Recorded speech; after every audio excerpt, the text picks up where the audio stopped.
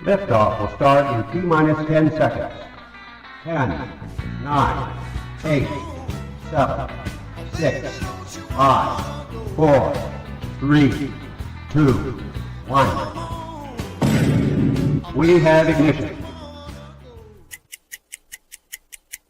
It's time! Seconds from Game 7 or from championship number 6.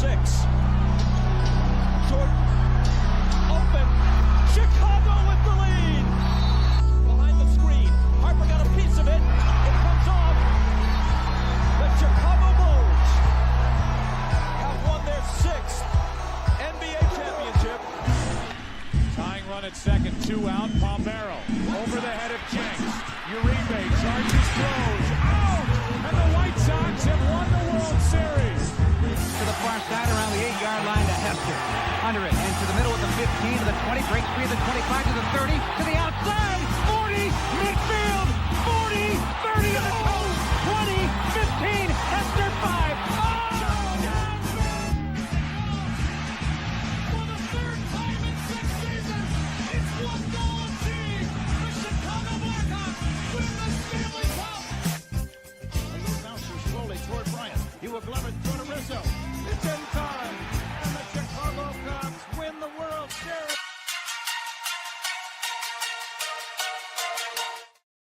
What up, what up, what up? Welcome to ShawnSierraSports on Sports Zone Chicago. I'm your boy, the SuperBack, Shawn Sierra. Thanks for tuning in. If you're watching us on Facebook Live, then I guess you found us on Facebook. And if you're not following us on Facebook, what? Come on, go to Facebook, type in Sports Zone Chicago, click the like button. Now you're following Sports Zone Chicago. Simple. But wait, there's more. Go to our YouTube channel. And if you're watching us on our YouTube channel, excellent. And if you're not subscribed to our YouTube channel, for real, come on, guys, go to YouTube. Type in Sports Zone Chicago, click the subscribe button, but also click the notification button. That's the little bell next to it. That'll let you know anytime a show from Sports Zone Chicago is going live. Get it? Got it? Good. Now, you can also tweet the show. Tweet us at Sports Zone Shy. That's CHI at Sports Zone Shy. Now, if you want to follow me, just me personally online, you want to know what I did? Let me tell you what I did. I mean, nice and easy for you folks. Nice and easy. One handle for Facebook, Twitter, Instagram, Snapchat, and TikTok. All one handle at the Shawn Sierra. Listen, I got a great show, but I need you to get interactive. So whatever platform you're watching us on, whether it's Facebook or YouTube, leave a question or comment on that platform.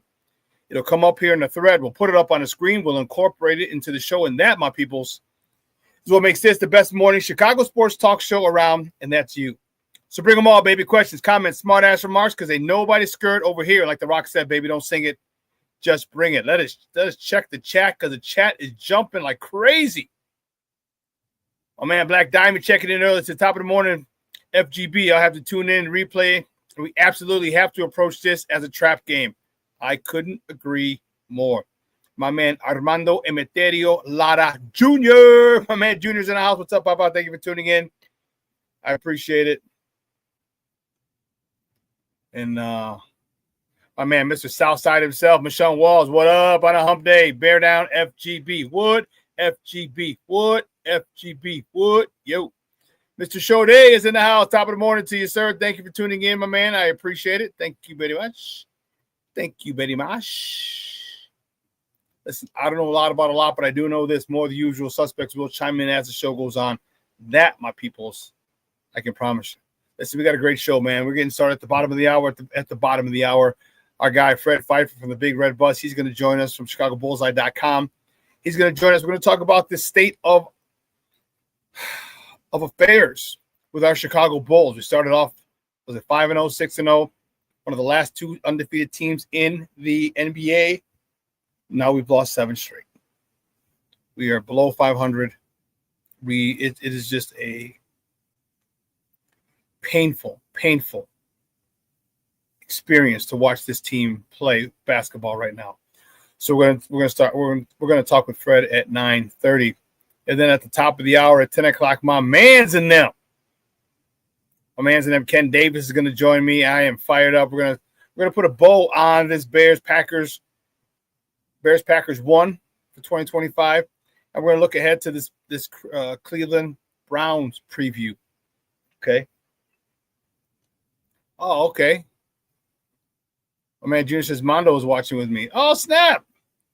Mondo's at the house. Woo, you know. Mondo, what's up, buddy? How are you? Stop by the folks' house. Excellent. Excellent. That's great. It's a family affair. I love it.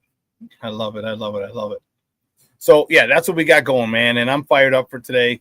And then it has become official. All right. Saturday, December 20th.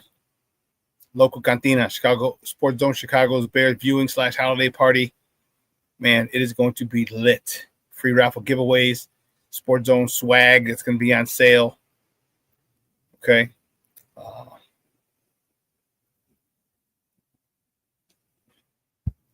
lot of good stuff. I'm fired up for that. Bears Packers 2. Listen, if you plan on coming, all right, if you plan on showing up, which I highly suggest, 2 things. 1, early arrival is suggested.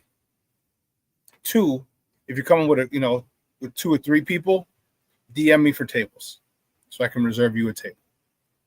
DM me for tables because it's going to be packed. It's going to be packed. I ain't even going to bullshit you. It's going to be packed. DJs are going to be stupid after the game after we whoop that trick. And yeah, so make sure you reach out to me and request a table. And if you're just coming by yourself, get there early. It is going to be an event. All right? It is going to be an event. Got a lot of cool stuff that I want to give away. We're going to raffle off. Also, we're going to have Sports Zone Chicago swag on sale there. So you can go buy your FGB T-shirts. You can buy your Cigar Fanatic T-shirts. You can buy your Coaching Matters T-shirts. You can buy your Sports Zone Chicago T-shirts. All right, so got some hats, FGB hats, some Sports Zone Chicago hats. So make sure you come out that day. It is going to be wow. Wow is all I'm going to say. It is going to be one heck of a day. There we go. It's going to be one heck of a day, one heck of an event.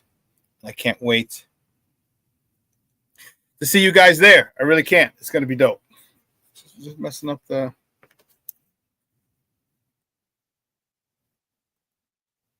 Okay, we'll leave it like that. That's cool. Jordy, I couldn't agree more. FGB, FGB, FGB. Junior, FGB, FGB. Michonne, FGB, FGB.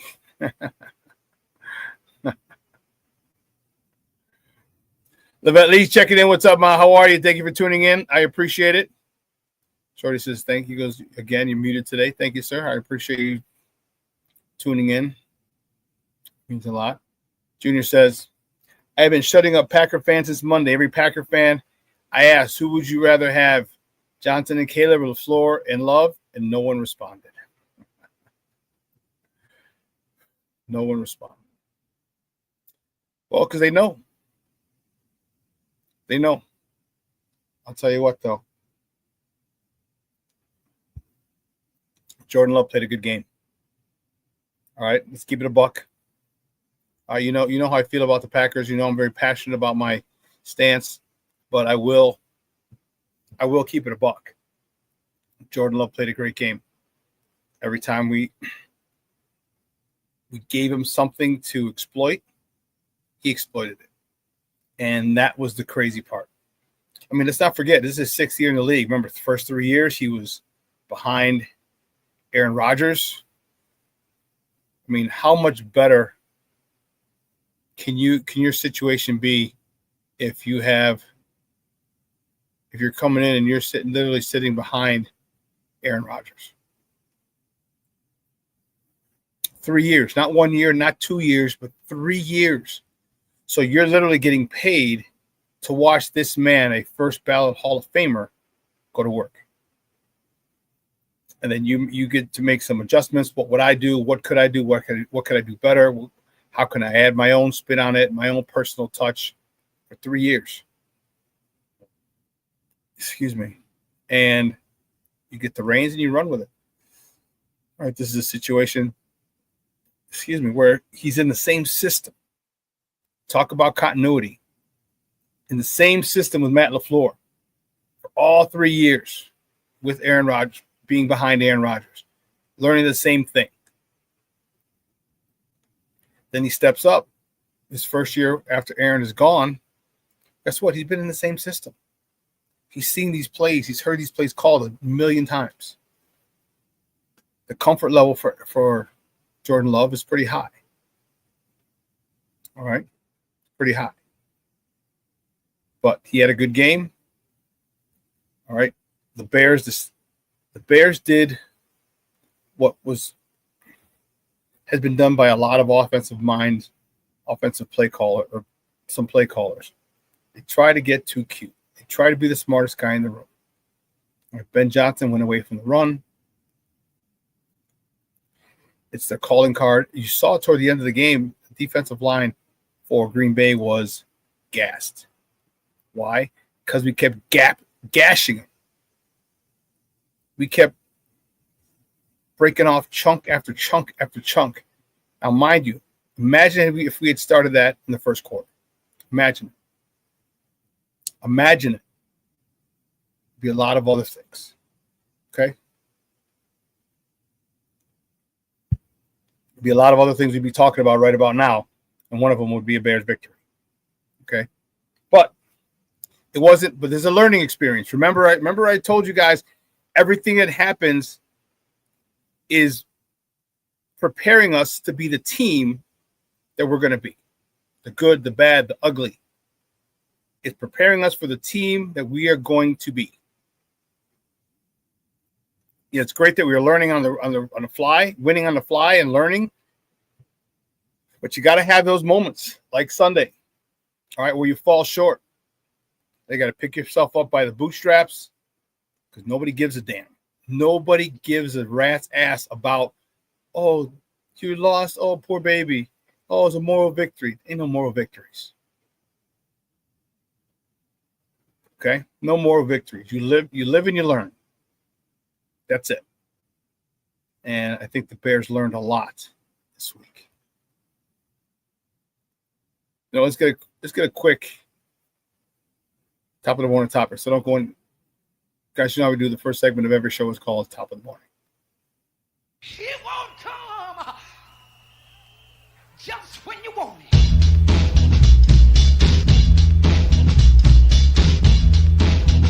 Top of the morning to you. Top of the morning to you. See, which way do we go? Which way do we go? Which way do we go? Start off with this one.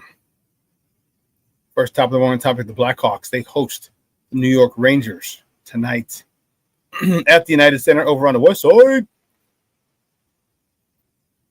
All right, puck drop is at 6:30.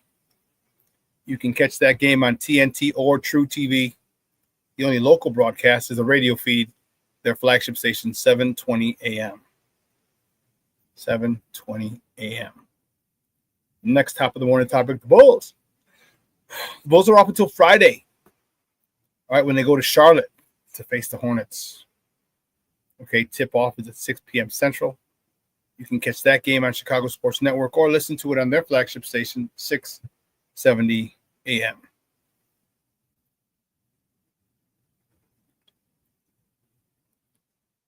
The next top of the morning topic, the Bears return home, baby. What it is, baby. What it is, baby. Oh, shit. Hold on. Whoopsies. Whoopsies. Bears return home on Sunday. All right, welcome to Cleveland Browns to Soldier Field. This is acting crazy. Thank you. They return home Sunday, welcoming the Cleveland Browns to Soldier Field. Kickoff is at high noon. All right, you can catch that game on Fox 32 or listen to it on their flagship station, ESPN 1000. That's 1000 AM. Here's an interesting situation. Very interesting.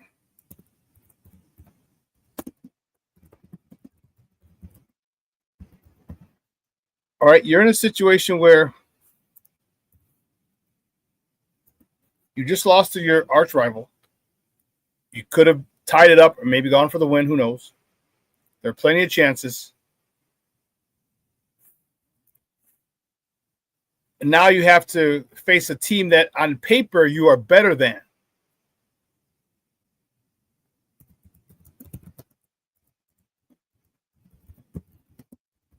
And you have to focus.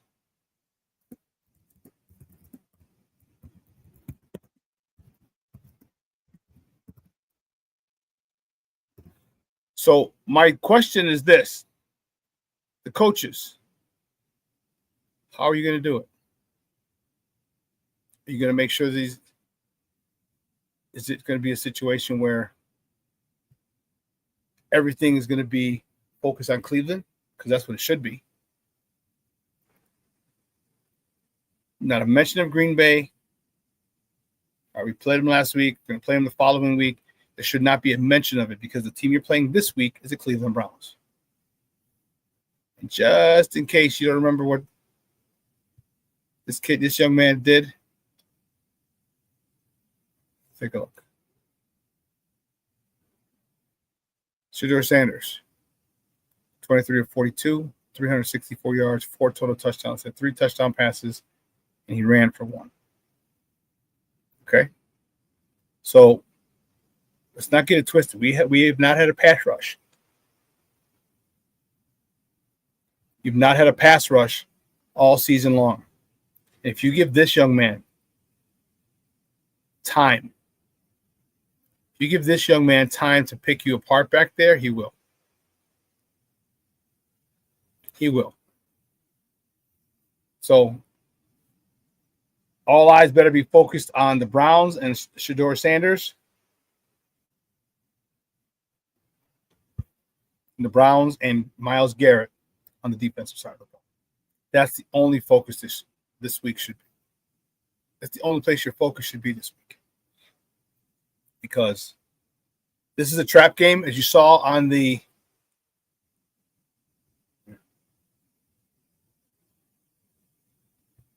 got to win this game. All right, you're at 9.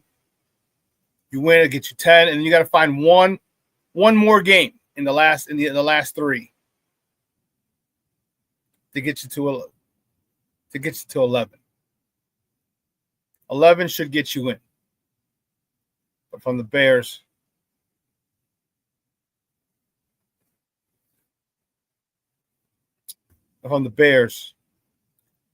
I love the fact that I have my destiny in my own hands. And we're in a situation where let's not get it twisted. All right. The Bears could still end up the number 1 overall seed. You got to win out. LA's got to lose. If we went out, obviously Green Bay loses. Detroit loses because we're going to face them. And there's a chance we can go back to the number 1 seed. So we're in a very, very, very good spot for us as an organization. King Book of World checking in. What's up, Papa? How are you? He's like, salute everyone and Shawn. Daniel Terrell, do you still attend Bears press conferences? No, was unable to get credentials this year for whatever reason. So no, I'm not at the game, which really stinks for me. I love being at the game. I love being in the locker room talking to the players after the game. Love being in the press room talking to the head coach, the QB. But unfortunately, no, not this year. We'll work on it again next year, though, Daniel.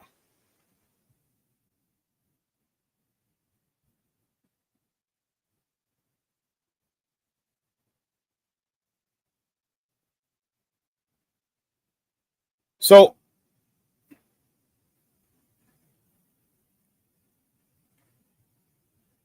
I'm not as frustrated as I thought. I was mad. Remember, I was annoyed on Monday. Okay, but you sit back and you think, man, we still have a lot.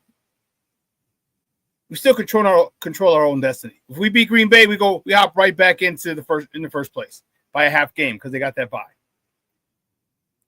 I mean, Green Bay's they got to go to Denver. They lose, we win. We're in first place again by a half game. And if we beat them the following week, we're a game and a half up. So we got everything in our control. And this is what you want as a competitor. I said it last week. I'll say it again. When you have your destiny in your hands, what better place to put it in? What better place for it to be? Now, Caleb's got to play better. The defense has to play better. And again, Caleb didn't play bad. There's a couple of things he still needs to improve on. He let us down. They had some great throws, some amazing throws. The touchdown was unbelievable. How it went through the hands of the defender and Olamide Zaccheaus to not let that affect him and to catch it as it goes through after it goes through the hands of the defender is outstanding. That was an unbelievably amazing catch, an unbelievably amazing throw, and an even better catch. An even better catch. But this defense, we are in hell. Clay Harbor pulled some stats. Let me show you. According to ESPN Analytics, the Bears ranked 31st in pass rush win rate, 27th in run stop win rate. On the defensive side of the ball, which means we can't win. We're not winning on the defensive line to get to the quarterback or stop the run. But on offense, we're second in pass block win rate, second in run block win rate. So our offensive line is gelling rather nicely. Rather nicely. Got to get that defense because, again, you don't get pressure on Shedeur. That would be a big, big egg on our face if we lose to the Cleveland Browns at home, a team that on paper we are much better than. That's why they play the games. Listen, here's what we're going to do. We're going to take a quick break. On the other side of the break, we're going to welcome our guy, Fred Pfieffer, from ChicagoBullseye.com. We're going to talk about this. What the hell happened? A meltdown. It's a nuclear meltdown with our Bulls. So they were one of the last two undefeated teams in the NBA. And now it's been big nosedive. All right? Fred Pfieffer on the other side of the break. So don't go anywhere, folks. Keep it locked right here. Shawn Sierra Sports on Sports Zone Chicago.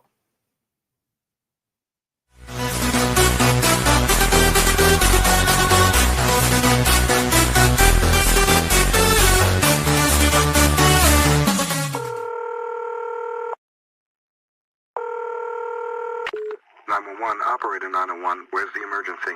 127 Brynmere. Okay, what's going on there? I'd like to order a pizza for delivery. Ma'am, you've reached 911. This is an emergency line. Large with half pepperoni, half mushroom. You know you've called 911. This is an emergency line. You know how long it'll be? Okay, ma'am, is everything okay over there? Do you have an emergency or not? Yes. And you're unable to talk because... Right. Okay, is there someone in the room with you? Just say yes or no. Yes. Okay, it looks like I have an officer about a mile from your location. Are there any weapons in your house? No. Can you stay on the phone with me? No. See you soon. Thank you.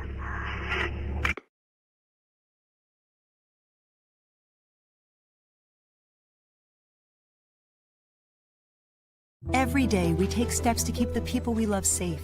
But some health risks are easy to miss. Ticks hiding in the yard can spread germs, like the ones that cause Lyme disease.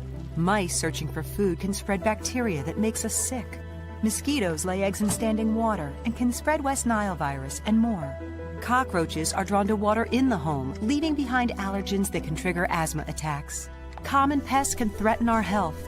Learn how to protect your family at pestworld.org. When I'm flying, I put my helmet on, my visor down, my mask up. You don't know who I am. Whether I'm African American, Asian American, Hispanic, white, male or female. You just know I'm an American airman kicking your butt.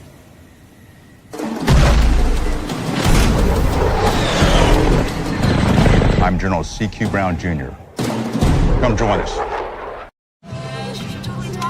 No, I don't know though. I'm scared. You're so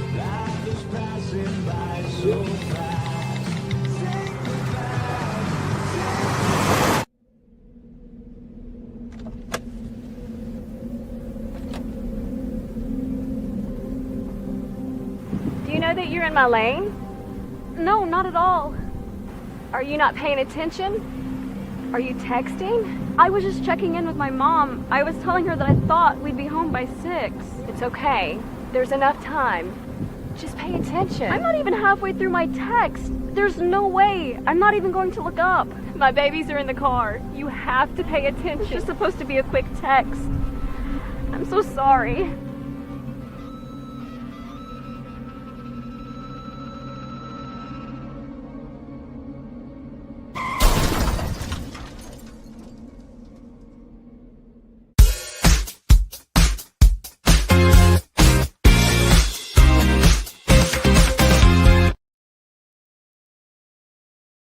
Makes the play.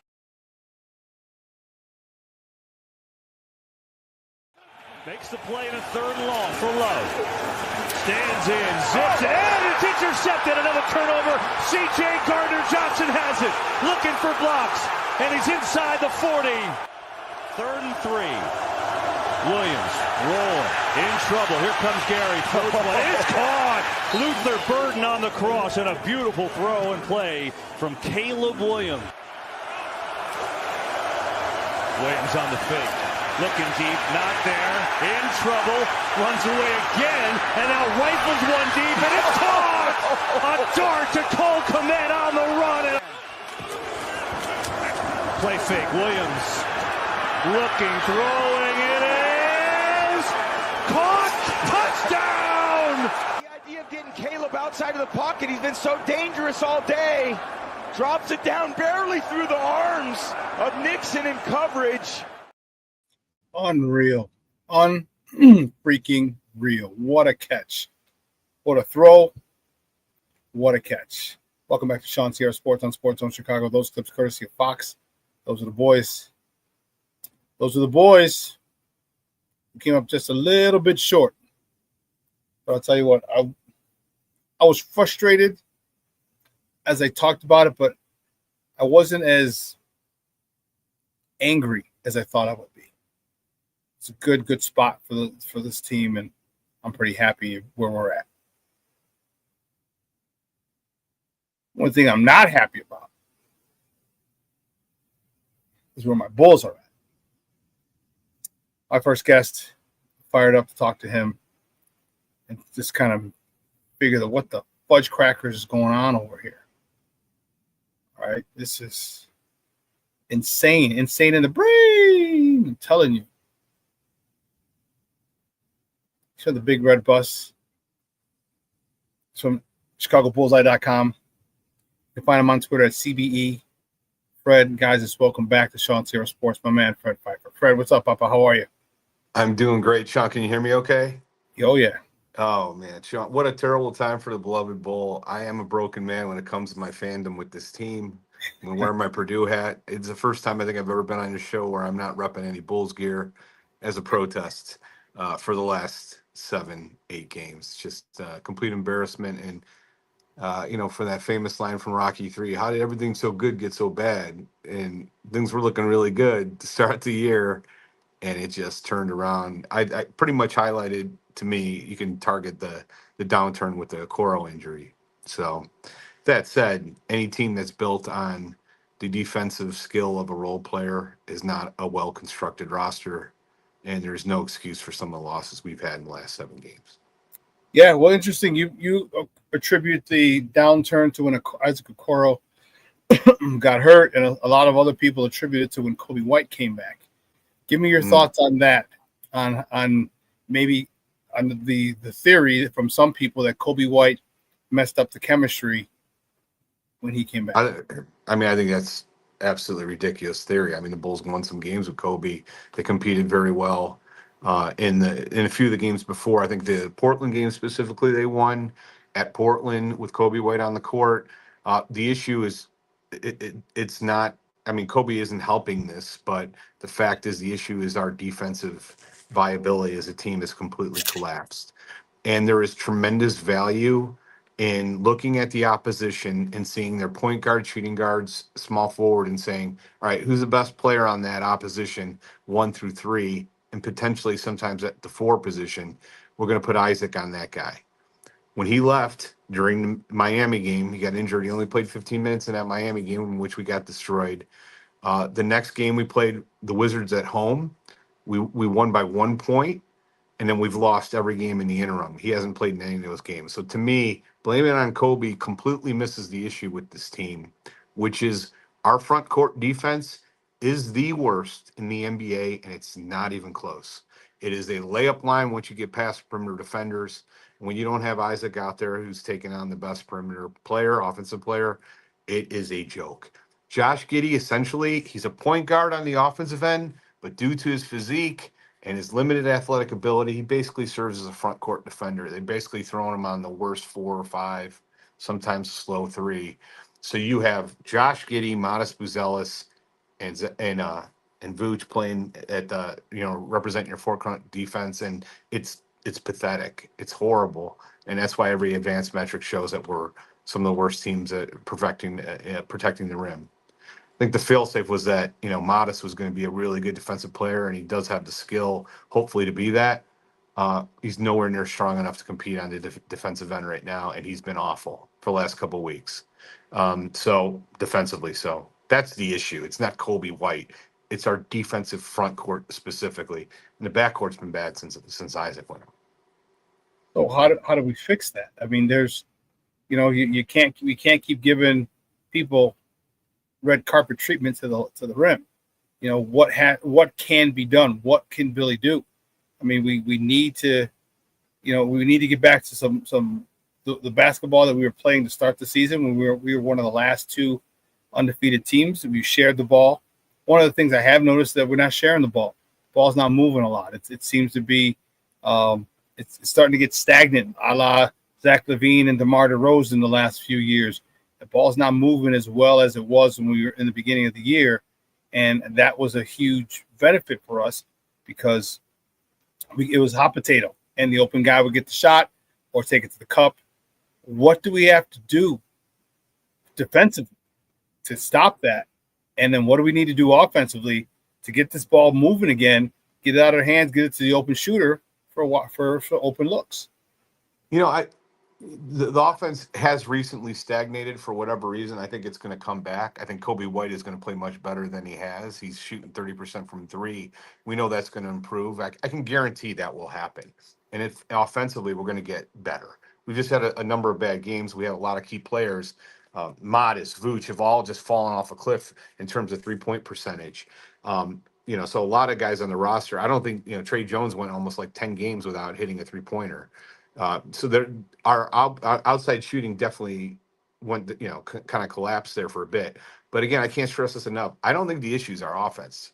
Our primary issue is we're giving up 100. We gave up 74 points in the first half to the Pelicans, who were one of the worst offensive teams in the NBA. We gave up a ton of points to the Wizards. We gave up these horrible offenses that came in, just absolutely ran roughshod through us.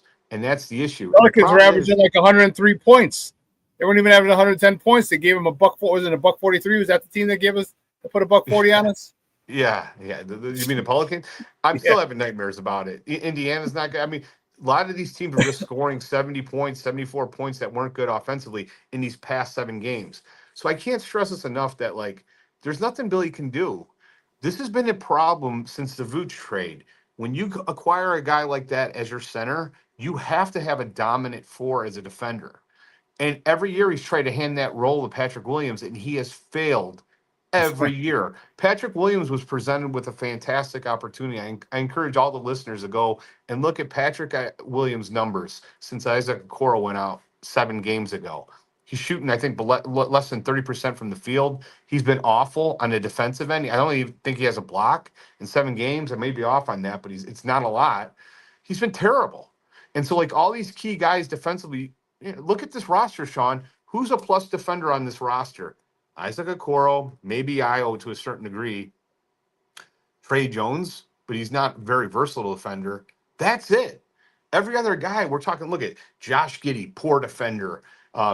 Vooch, poor defender. Modest is not a good defender right now. Javon Carter is an embarrassment to defense. This roster is full with, you either have really skilled players like, like Josh Giddey, who are limited athletically, and Vooch.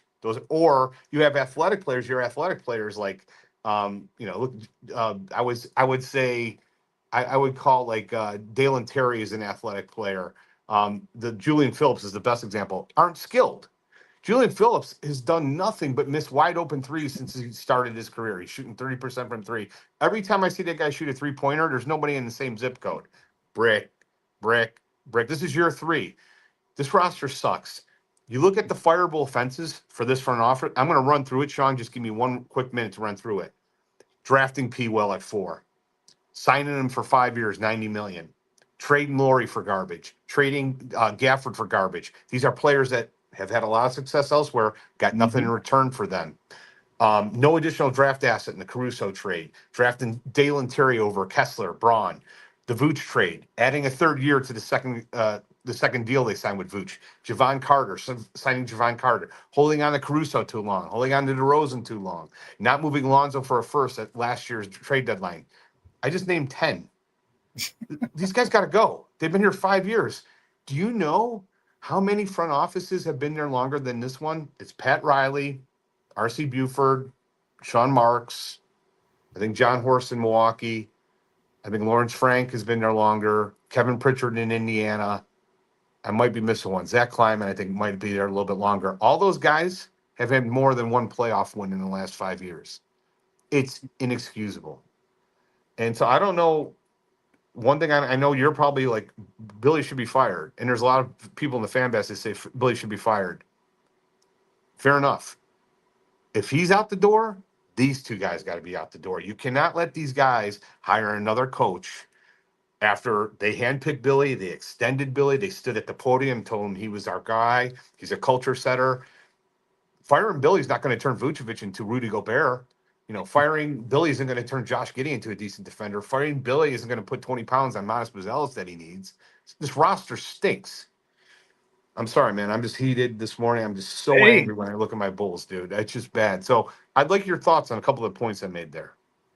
Don't apologize for being passionate about a team that you care so deeply about. All right, we're Chicagoans. We care. We care about our baseball team, which either one, whoever you root for. We care for our basketball team because we've been to the pinnacle. We've been to the point where no one could talk shit to us ever. For 10 years. 10 years, no one could say shit to us. All right. And then our Bears. All right. We're passionate about our sports. Don't ever apologize, bro. I love the passion. You should see me. You should saw me on Monday. I was livid. All right. There was a lot of things with the Bears. So, that's what makes sports so amazing. I don't understand. I mean, I do understand. I don't understand why Reinsdorf continues to operate this way. If we get to the play-in or close to the play-in, that's good enough. Why? Because asses go in the seats. You got an extra play-in, an extra postseason game. All right, people. Well, we into the postseason, and people are happy. That is a poor business model. Okay, because the thing is, you want to be winning championships. That's your goal. Okay, at least get yourself to the point where you're perennially playing in the Eastern Conference Finals, because now you have a shot to get to the finals, which should be your goal, not how much money I make. All right, not asses in seats, and that's the problem. All right, you don't. We see it, we know it. We got your Sox fan. You're pissed at Reinsdorf twice. Okay, for both teams, and that's the issue with it. We don't want to spend money. All right, there's pretty much a carbon copy. You get the middle management, you get the general managers. Chris Getz, I'm not a big fan of his. I'm not a big fan of AK's, but they're the most, they're making all these decisions, poor decisions, and our teams are suffering. Our fandom is suffering, and I think it sucks. I really, really think it sucks, and it's frustrating. I agree with to a certain extent. Like, I mean, I agree Reinsdorf's a problem. There's no denying that. Like, and we all, as Bulls fans, want a different owner. But I don't think he's, and my co-host, Doug Tonis, always kind of makes this point on the Big Red Bus. He's not the problem now, today.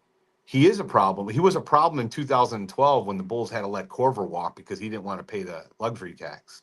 That's a problem. When you have a challenger and you let a piece like that walk. The bigger issue with this team today is it stinks because of the decisions this executive team have made with Patrick Williams at 4, the ones I just highlighted. Reinsdorf, I mean, like, it's not guaranteed like a great owner who spends money is going to help. It all goes back down to who's making the decisions as your head of basketball operations. Look what happened with the Suns. They got an owner who's willing to spend money, and it's a total disaster. So I agree it's an issue, but to me, I'm far more focused on who is making decisions for this team and this roster. Who's the guy who made the Giddey trade without getting another asset from a team that had too many to keep? Like, this is it to me. I'm like done at this point with this front office. I just can't even believe. To put this in perspective, there's a lot of people out there, I know our listeners say, well, Gar Pax was horrible. At least these guys are just as bad. No, it's if you think that, you don't know Bulls history, because when John Paxson took over the Bulls and taking over the post Jordan Krause mess, he had one asset on that team really, which was Jay Williams. Jay Williams then ended his career shortly a few weeks later by driving in his motorcycle into a post and ending his career. He had nothing. One season, 2 draft picks with Ben Gordon and Luol Deng, and we won 47 games. We had 11 playoff wins before Tom Thibodeau ever showed up in those first 6 years. In our first 6 years under this guy, we're going to have 1. I mean, it's crazy. These guys are so much worse. I still argue our best player is still Kobe White, who was the last guy picked by Gar Pax. These guys are so much worse than Gar Pax. I wrote that song for Waddle and Sylvie, Bring Back Gar Pax. I actually mean it. Like, I would prefer them any day over this disaster. So that just puts things in perspective. I don't want Gar Pax back. I'm just saying they were much better than this front office. There is no excuse for what happened. I want you to think about what these guys were handed to. Shawn, when they took over in 2020, they had every first-round pick. They had the 4th pick waiting for them to take. They had Zach LaVine on a bargain deal. They had Kobe White on the roster, Lauri Markkanen, Thad Young, who later was moved to the Spurs because you had to move him, and then the Spurs turned him into a first-round pick. Mm-hmm. You had Daniel Gafford on the roster. You had Max Strus on the roster. You had I would argue you could have had a donkey run as GM and just have somebody make picks, first round picks, and keep your picks, and we'd have a better team now. We definitely have at least 1 playoff win. It's a full-fledged disaster, tire fire. There's nothing good to say about it. I will predict this: when Okoro comes back, they'll start winning again. They'll be close to 500. Kobe's going to play much better. This is going to happen. I guarantee it. They're going to start winning a little bit more. It's going to be more like 50-50. For what? This isn't a good roster. They're going to another play-in team. We've already proven it. I'm totally out. This needs to be blown up. We need to lose as many games as possible this year to get a high pick in a loaded draft. Absolutely loaded draft. And we're just going to screw that up too once Coral comes back and Kobe starts playing well. It's a disaster.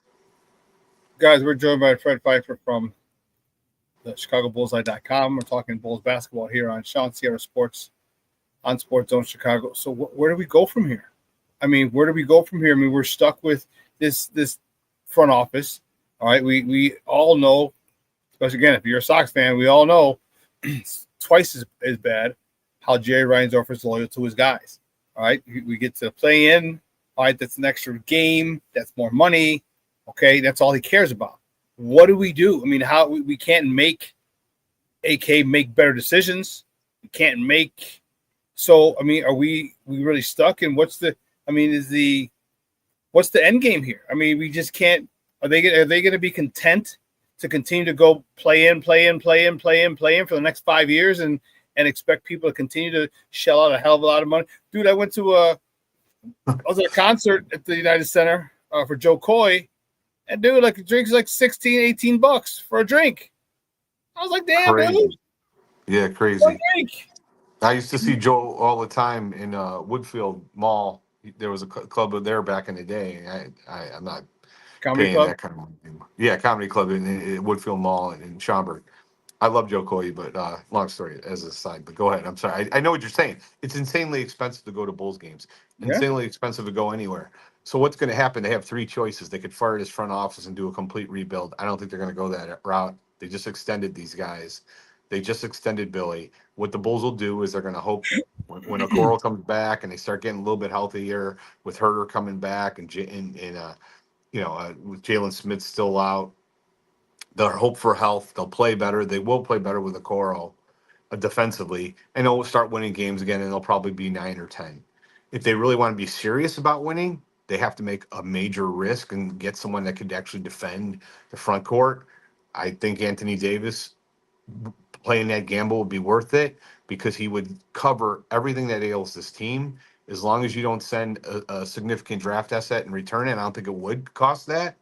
I don't think it would cost a significant draft asset. It might cost a Portland pick, Noah Essengay, and that's about it. I think you could probably even hold on to your pick this year and try to get him to take Patrick Williams. Maybe that would work. Then you're serious about trying to win and addressing the issues on this team. I know most people are rolling their eyes or whatever, but if that's the route you got to take, you have to do something to get a top-tier talent to cover up what ails you. And I know he doesn't play a lot. Well, you got a deep team that's supposed to help you. But when he does play, he's exactly what you need to cover up this mess.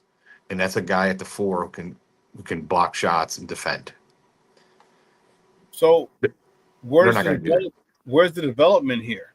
I mean, because you're getting guys who aren't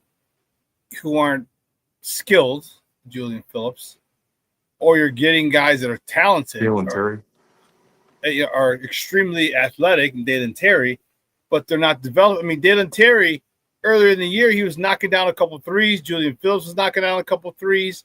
And you're like, okay, I can start to see some development. And then all of a sudden, the bottom fell out. Where the hell is the development? I mean, that's got to fall squarely on the shoulders of AK and Billy. But does it fall on Billy? Because you can coach a guy up so much, but if he ain't got that talent, I don't give a damn how great of a coach you are. He's going to have his limitations. Dalen Terry, I don't blame it on Billy. All I heard all offseason was how hard Dalen Terry was working, how hard he's working. I heard it like over and over again. He's shooting 23% from 3. He is what he is. Can't hit threes. Can't shoot. That's what he was when he arrived, when he was drafted. Everybody knew it. It was a reach to draft him at that point. You had a rim protector and Walker Kessler right there. They didn't take him. They had Christian Braun right there. They didn't take him. They took Dalen Terry. Everybody was like, wow, he was a second round, projected to be second round. He's not good as a shooter.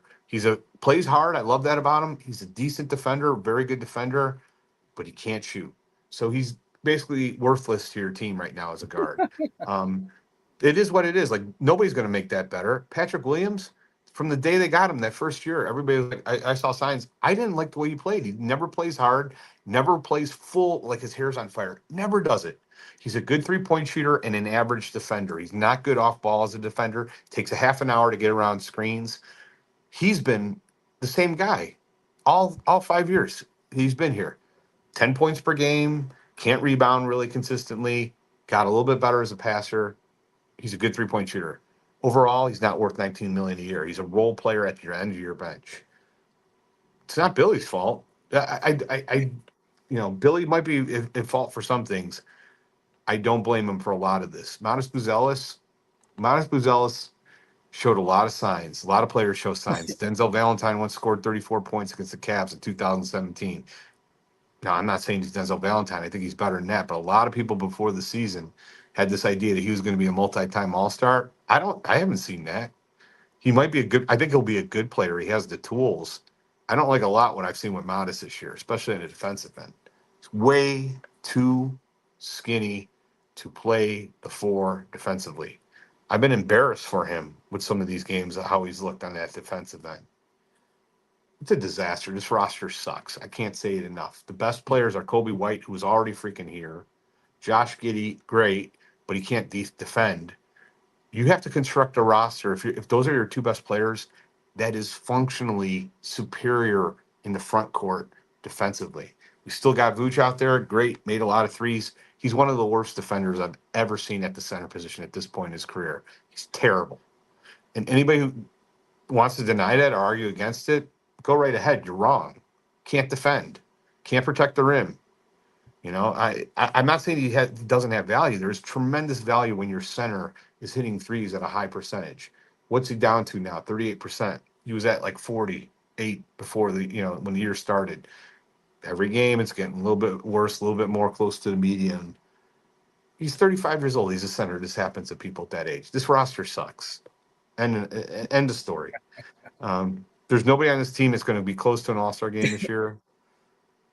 I wish I could give you brighter stuff.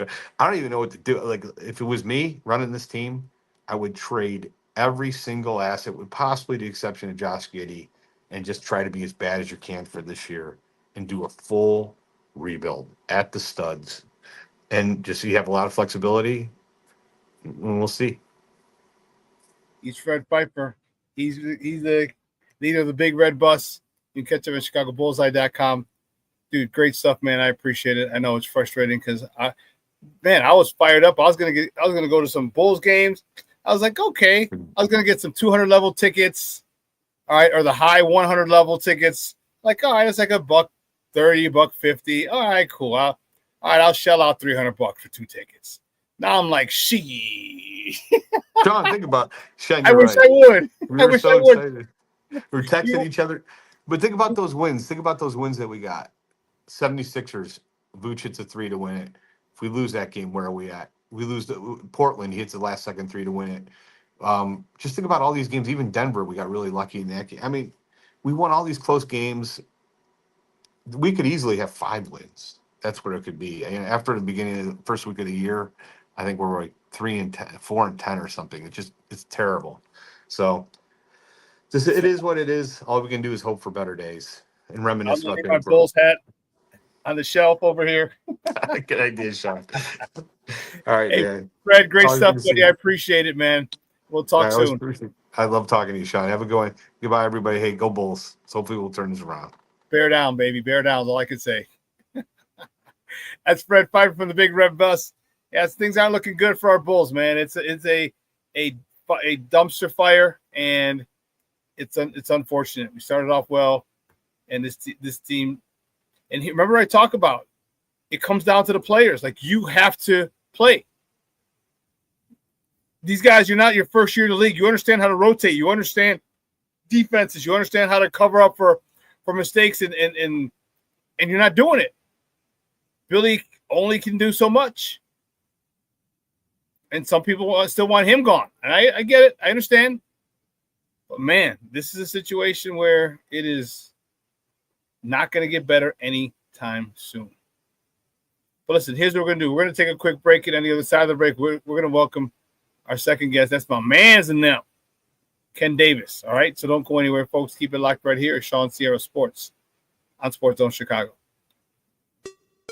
Hey, it's your boy, the SuperBack, Shawn Sierra, and be sure to follow Sports Zone Chicago on all social media platforms, on Facebook, Instagram, and our Roku channel. You can find us at Sports Zone Chicago, and on Twitter, we are at Sports Zone Shy. Also, be sure to download our mobile app so you can take Sports Zone Chicago with you on the go.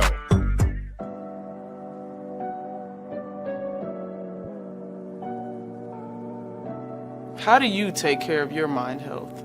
For my mental health, I meditate in the mornings. I have my dogs.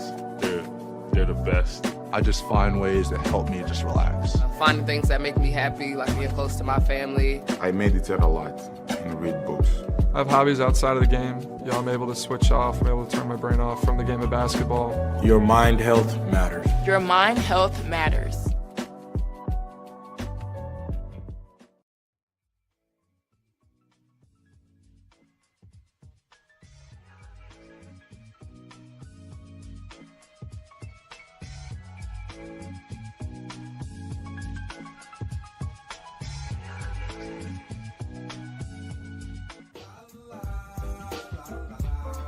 It's a romance sport.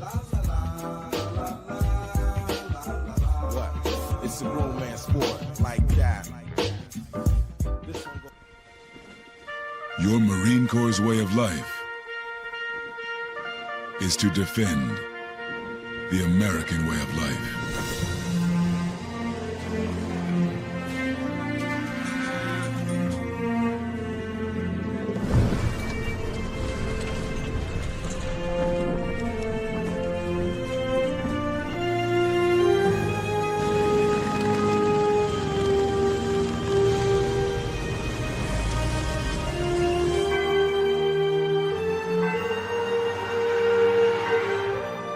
Every day, no matter where we serve, we take a stand for our nation, for each other, for us all. The few, the proud, the Marines.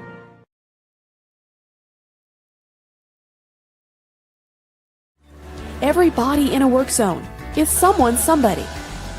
This is my mom. She works for KDOT. This is my dad. This is my mom. This is my daddy.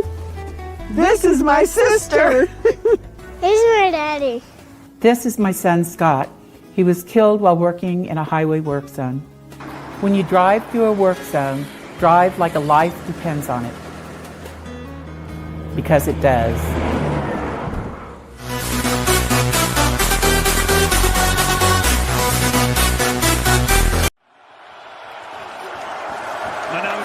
The cut, and he is in! What a run! He's delivered today. Now the Bears' turn with Caleb Williams on the roll. Fires on time and on target. It's Komet again. With 3rd and 1. Packers look a little confused. Monungai takes advantage in a big way for Monungai up to the 35. Of the 7 plays in the drive or runs. They're going to try and fake here. A little shovel pass to Swift. Good block. First down, DeAndre Swift. Quick hitter inside. It's Burden looking for a block. Has some. Sneaks through, and Burden's got a 1st and goal. Theo Bennett in alignment in motion. He gets cut. Williams floats it the other way. It's caught for a touchdown. Colston Loveland. He's over here. He slipped inside of the tackle. Well, of course nobody's going to cover him. They don't even see him. Now he sneaks. They don't even see him. Welcome back to ShawnSierraSports on Sports Zone Chicago. Those clips courtesy of Fox. Those are the boys. Big game. It was a big game. So we're going to put a bow on it today with my mans in them. And then we're going to look forward to Sunday. All right. This man needs no introduction. Man, 50 grand. You know, we love some Kenneth Davis, man. Bringing them in, man. My man's with the iconic Jackie Robinson poster in the background. My man, Kenneth Davis. Ooh, yeah.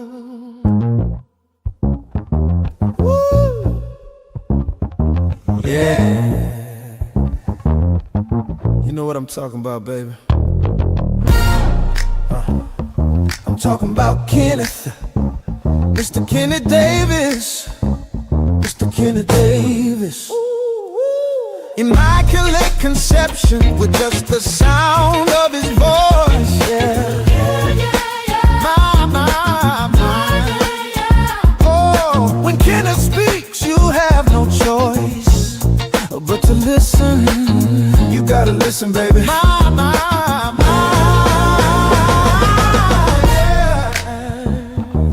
Oh, yeah. Mr. Kenneth Davis. Mr. Kenneth Davis. Ooh, yeah, baby. I think I just got pregnant. My man's in there. What's up, Ken? Yo, what's going on? What's going on, Chad? How's everybody doing, man? How you doing, Shawn? I'm doing well, man. I'm doing well. Not as mad as I was earlier. I'm sure. It's okay. But you know what? Let's put a bow on this thing. All right. The Bears are for real. Okay. The Bears are for real. And I know they didn't get the dub. Okay. But the feel. Green Bay knows the Bears are for real too. That's the important thing. They know this ain't the same old Bears. All right. I love the fact that, and you know me, you know how I feel about Caleb. Caleb made some amazing throws, bro. Just amazing. All right. And his refusal to die. It's a dual-edged sword because he's a big game hunter. All right. And sometimes it can come bite you in the ass, like on that last play. All right.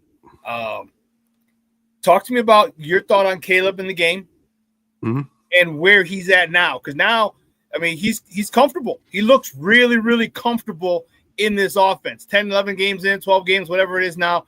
He's comfortable in this offense. How are you with his development? How happy are you with his development at this point? So look, if there was a time during this season that I was befuddled with where his ceiling had seemingly decreased or lowered, I should say, that was a worry of mine. Where was he going to get rid of the ball? One, and was he going to get it out of his hands faster? I include this week. I feel like the last 4 weeks, he hasn't taken needless risks with the ball as far as holding on to it too long and trying to do a lot of sandlot shit in the backfield. It's the play's blown up. Let me just get rid of this bitch for the most part. He'll have one or two where he holds on, but early in the year, he had 4 to 5 to 6 where it's like, dog, get rid of the fucking ball. Even there was no anticipatory throws because he was waiting to see people open more than, okay, this is the offense. They should be open. They should be here and open. I'm throwing the ball now. And then you see the receiver is cutting or breaking out of his route. So the last 4 weeks I've seen, and I didn't think it was going to be linear, but it's been more linear as far as his progression. He's gotten better. There still needs to be more completion. Some of that's on him, some of that's on the receivers. But I feel now that the ceiling has risen back up to where we hope it'll end up being one day. So that feels really good.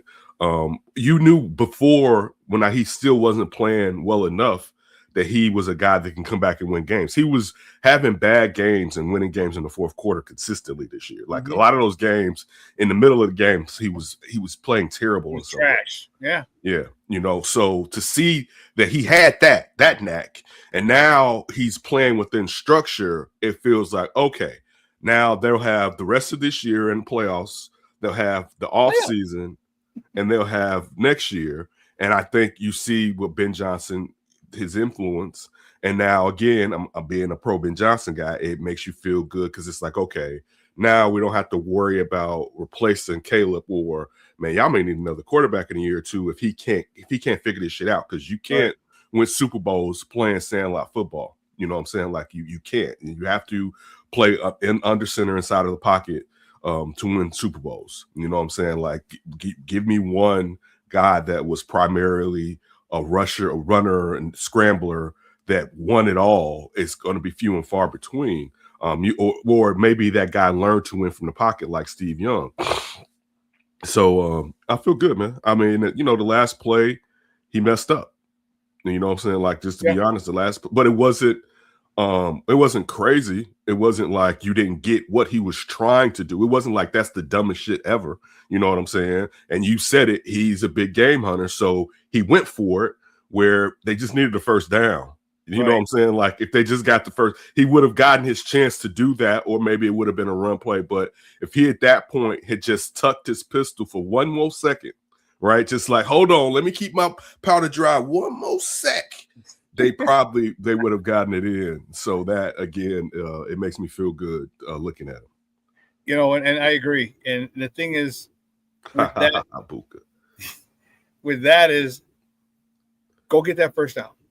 Go run for the first down. I don't mean hand the ball off. I mean, you come out of that boot. All right, go get the first down, step out of bounds. You got 20 plus seconds left, 2 timeouts. Now we got a first down. We restart the chains. Okay, and we got 20 seconds with 2 timeouts. I don't think he was going to make it. I'll say this twice. I'll say this, these 2 points.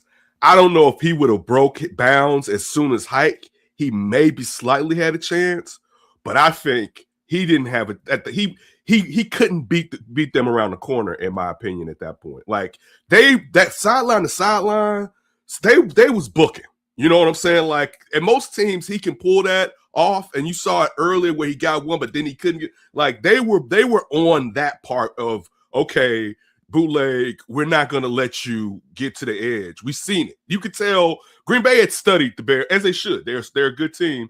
They had studied them. I think it was more of either if you're going to commit, if you're going to them, you got to go to them, or you got to see DJ's there, and maybe DJ gets in, but at least DJ has the first down. But I don't think he had the angle to get that first. I don't. I think they was on his ass for him to get that first, particularly because when he took off, you could tell he was looking for the pass when he was looking for the first down. But well, if he would have gone, if he was coming out of it to run, that would have been his only chance. That would have been his, but still, like they were fast. I mean, like that. Sometimes you also got to talk about the opponent too. You know what I'm saying? And sideline to sideline, that defense. I mean, even without their defensive tackles, they played a lot more stout against the run game until the fourth quarter than we thought they were going to necessarily play. You know what I'm saying? Like that.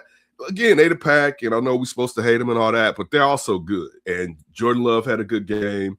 And again, you stood toe to toe with them. And you, like you said, they had to have fear in their heart that the Bears was going to do it again and do it to them in Lambeau, right? Like, oh shit, they've been doing this all year.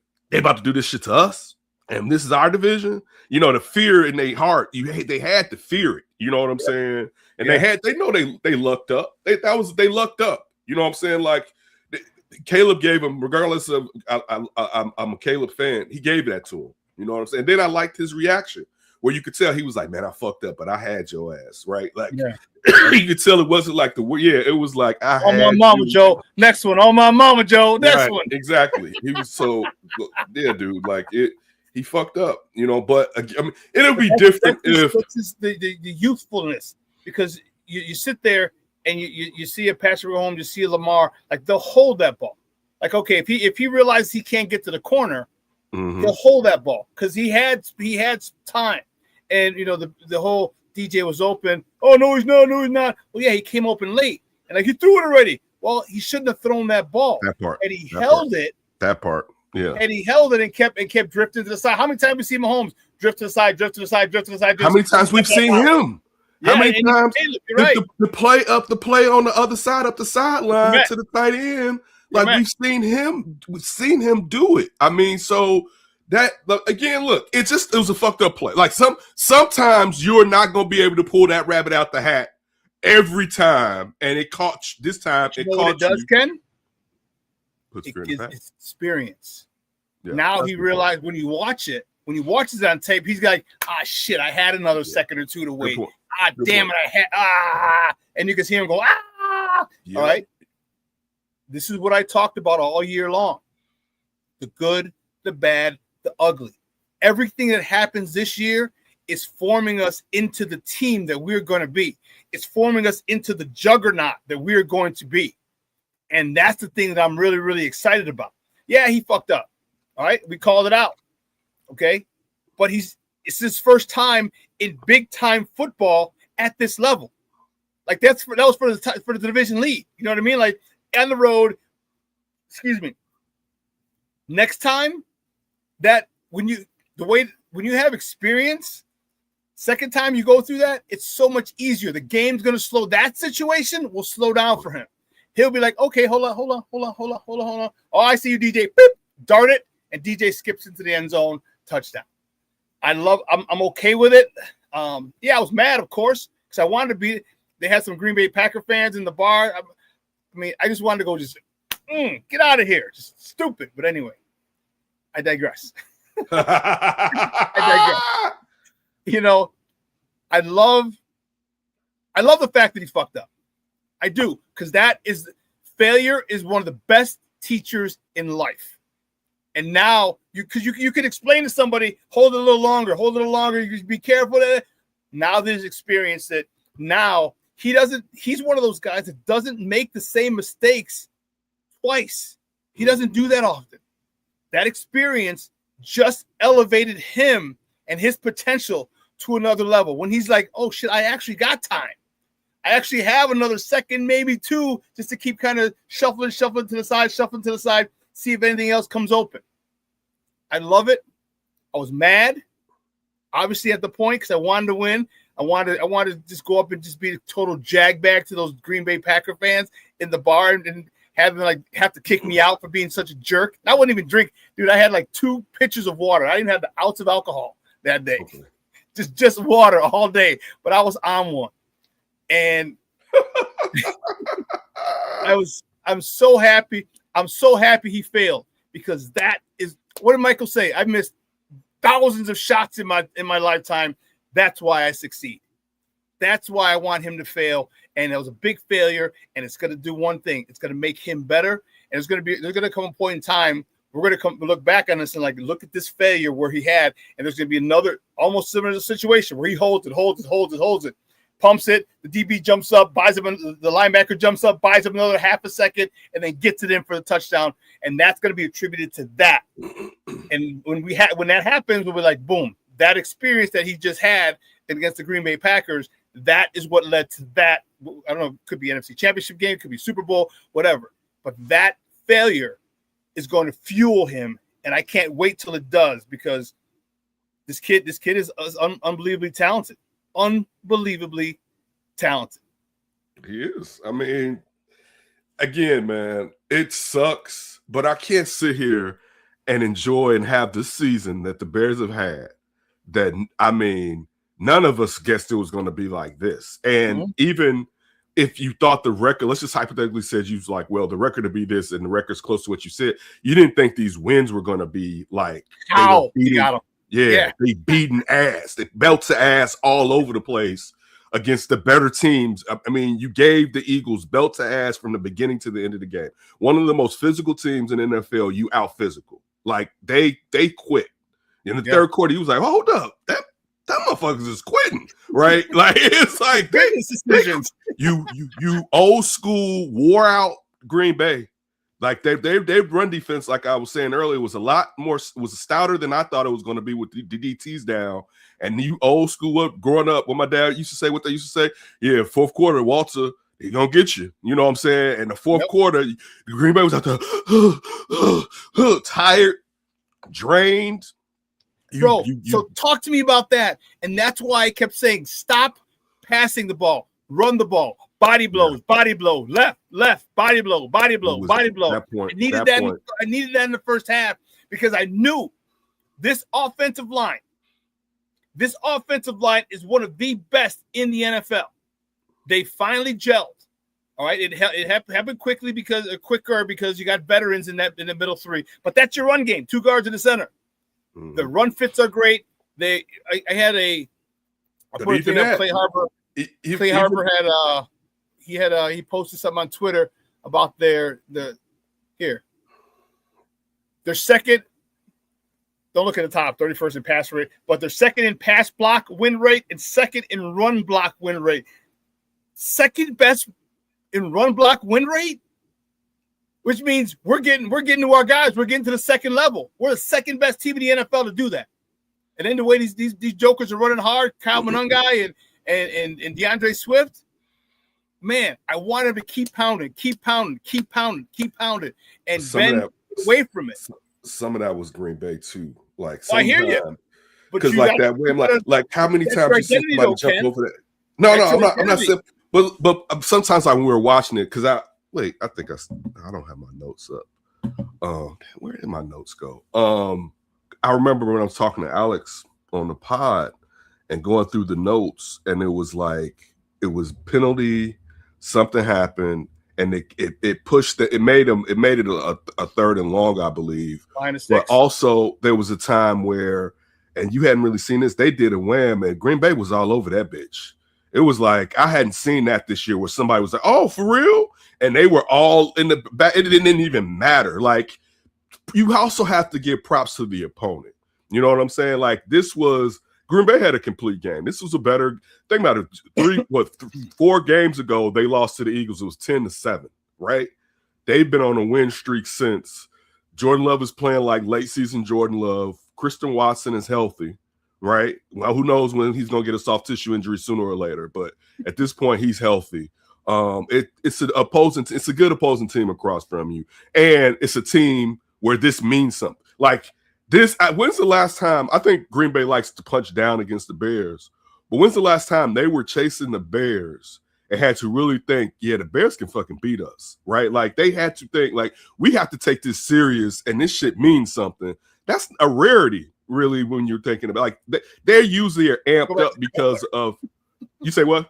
We got to go back to the Cutler days. Yeah, they're usually amped up due to proximity, due to it's Green Bay versus Chicago amped up, but they were amped up because they wanted to give the Bears a lesson. They wanted to reaffirm that this is our division. Like, you're not gonna, little brother. Like, no, yeah, exactly, little brother. But think like we've talked about this in the past, that the Bears should transition earlier, because you saw what the Lions and what the Pack were doing. The Pack and the Lions were resetting, and the Bears were still holding on to old shit. And it was like, dog, I know.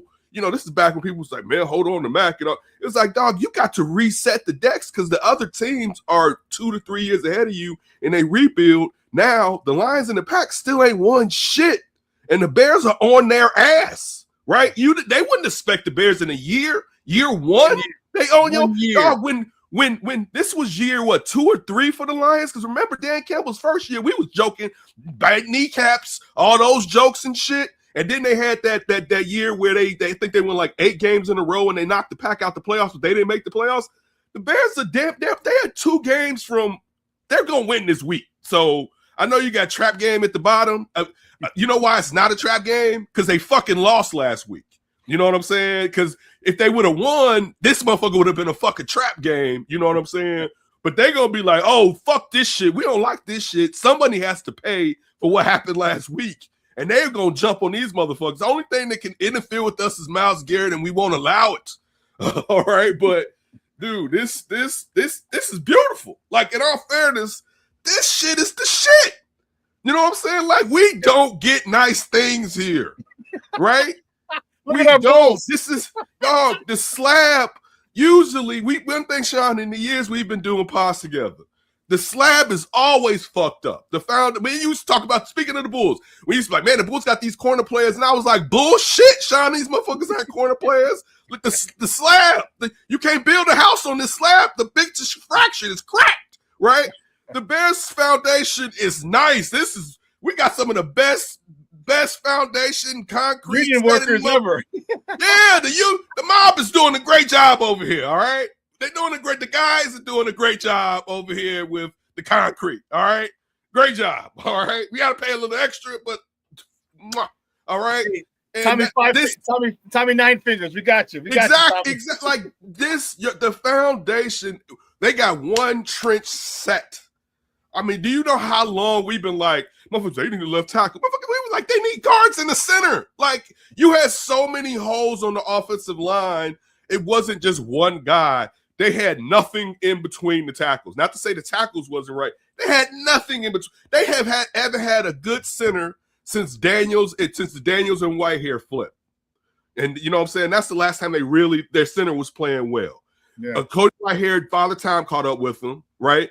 Then they got the kid from Green Bay that was their backup that the shit never worked, right? Mm-hmm. Like, it was always some fuckery. The guards didn't work. You got guard, center. Fucking Darnell Wright is balling out, right? Now he's stepped his game up. He has to play better against Hall of Famers, right? He has to split with these Hall of Famers where they get a play or two, but he's taking them out. And he's nullifying them too. And I hope he will get there. But he's shown he has the ability to do it. It wouldn't seem like, oh, he can't do it. No, he physically He can. The boy's a dancing bear. The young man is a dancing bear. He can grow into that, and he's also has a fucking Tommy John's fucking after the damn season's up or whatever. Basically. So, I mean, like, dude, this is. So for me, I agree with that. I agree totally. Yep. With that, and also, another thing with that hurts is because he hasn't been on the field playing. To know the tendencies of what that's like. So now everybody else even kind of knows what they're going to do, and he hasn't been under Dennis Allen and what they've been doing enough to kind of know, and that bit him, that caught them a couple times, and it's plus you saw rushing him back got him hurt at the beginning of the season, right? That's what got him hurt, where it was like, oh, he's coming back, and then he was out. I'm with you. I think they probably, particularly. And I know they've been injured. Now the injuries in the defensive backfield are really starting to hurt them. They had a lot of luck with how they was able to overcome it. But trying to hold off him a couple more weeks, I think, would have been better for him. But the flip side of that, how's he going to get used to what they're doing and the tendencies of the guys around him if he doesn't play? So you need him. I mean, we know what he can do. If he can his body gives him what he can do, you got somebody that can really stick like glue on opposing teams' best receivers. So it's a catch-22, but I thought the same thing. Yeah, me too. And I was like, and I said that last week. I'm that's Mondo. I forgot that the name changes. I see the little Tasmania. Junior, and that's what I was saying. I'm like, you can't just come back in. I'm like, because you're not in game speed. You're just not. And you're apprehensive. You can sit there and hype out and be all loud and braggadocious and whatever and hyped up, but you ain't in game speed. You haven't played. You haven't played week in and week out. And I said last week, I'm like, watch. I said they might go after Jalen. So the last couple of weeks, they've been going after Jalen. He's giving up some plays. And I would, if I was an offensive coordinator, like, let's see. All right, for all pro bowler, let's see what you got coming off an injury, not playing after 5-6 weeks. See what you got. I'm putting they want to put you on my best receiver? Bet. Let's see. And I would do it. And so my thing is with Ben Johnson is do not get away from the run. That is going to help you big time. That's going to, and I wanted, talk to me about those tight ends. We had phenomenal. And I tweeted this. I was so pissed, bro. I was so pissed. I was like, Bears came out flat. Ben Johnson called a bad half by getting away from the run and it hurt us. I need more run and play action and tight end involvement. And then here come the tight ends. I'm like, thank you. Yeah. Talk to me about those tight ends, man. The Cole Kmet, because some people are arguing or not arguing, bring up the possibility of trading Cole Kmet at the end of the year. We got two phenomenal tight ends. Talk to me about those guys, man. The problem with when Cole Kmet's contract is up, you're gonna have to reassess the situation because then you don't paying two guys top flight money. I mean, New England, fortunately didn't get to do it because they just signed Hernandez to that contract, and then he went on a murder spree. So it got voided, and then it didn't get voided because they remember he got the appeal, and then he hung himself so his wife would get the money anyway. Yeah. Point being, one thing I've thought about a lot, and I'm happy you brought this up. It's hard to find an inline blocking tight end that can catch well also, right? So no, Cole necessarily may not be a speed guy, but he can catch extremely well, and he's a really good blocker. And then it allows you to have the Colston as the Clark type guy that, it can be in line, but you're looking at him as a receiver, and you know that Ben Johnson wants to play in 12 a lot. And it provides you those options. So I wouldn't dare like that. If I was trading anybody off the offense, and it would be interesting to see what they do this offseason. It probably, unfortunately, would be DJ if I'm moving someone, because I just don't think it does the matchup. They don't. He's not. Amon-Ra St. Brown, and you would have thought he could be that. And I don't know if some of it's got to be on Ben, some of it's on him. But he probably, when you think about how much money he's making, and if Burton can finish learning all the positions, and already really the number one, really why you lost this week was probably because Rome was out. Because if Rome is there, the top they got to play back really if Rome is there. You know what I'm saying? Like you didn't see any real goals out there because Rome is really the go guy. You know what I'm saying? So if Rome, because I mean, think about it, they lost the end of the game. They lost because they couldn't complete a touchdown. I'm saying they probably would have had another touchdown if Rome is out there. And I'm not even saying Rome would have caught it. I'm saying that Rome being out there, it helps the offense. It opens up the offense more or whatever. But yeah, I don't think I would get rid of Cole Kmet at all. It would be after his contract is up. And I mean, hopefully he would stay around.